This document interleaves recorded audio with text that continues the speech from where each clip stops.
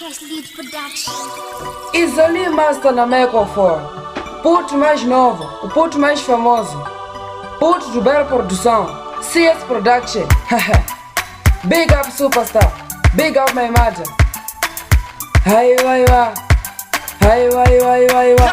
Ine ndinowatenda amai wangu, nokundanga ndambudzikira mundamo yangu. Kubva mukutanga kusvika mukukura kwangu, saka ndowanamatira kuna Mwari wangu.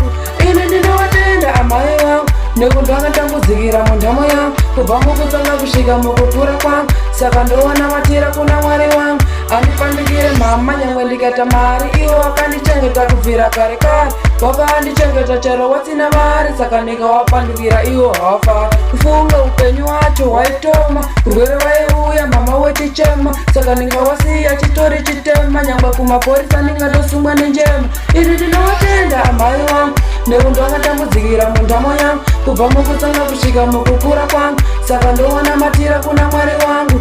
Ini ndinowatenda amai wangu, nekundanga ndambudzikira mundamo yangu. Kubva mukutanga kusvika mukukura kwangu, saka ndowanamatira kuna Mwari wangu. Ini ndinowatenda amai nyamunda, miedzo yaiuya iwo wechikunda. Pazvaioma waienda kumunda, waitira kuti inini ndigone kufunda. Kupandukira mama ini yandiite, wakandipa mukaka wawo kuti ndikure. Ndiwo wakaita kuti inini ndiimbe, saka kuwapandukira izvi azviite. Ini ndinowatenda amai wangu, nekundanga ndambudzikira mundamo yangu. Kubva mukutanga kusvika mukukura kwangu, saka ndowanamatira kuna Mwari wangu. Ini ndinowatenda amai wangu, nekundanga ndambudzikira mundamo yangu. Kubva mukutanga kusvika mukukura kwangu, saka ndowanamatira kuna Mwari wangu. Andipandikire mama nyangwe ndikaita mari, iwo wakandichengeta kubvira kare kare.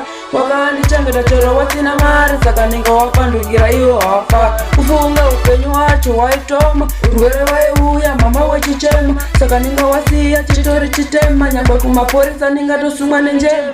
Ini ndinowatenda amai wangu, nekundanga ndambudzikira mundamo yangu. Kubva mukutanga kusvika mukukura kwangu, saka ndowanamatira kuna Mwari wangu.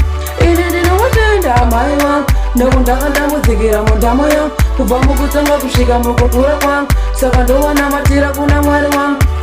Ndinowatenda amai nyamunda, miedzo yaiuya iwo wechikunda. Pazvaioma waienda kumunda, waitira kuti inini ndigone kufunda. Kupandukira mama ini yandiite, wakandipa mukaka wawo kuti ndikure. Ndiwo wakaita kuti inini ndiimbe, saka kuwapandukira izvi azviite.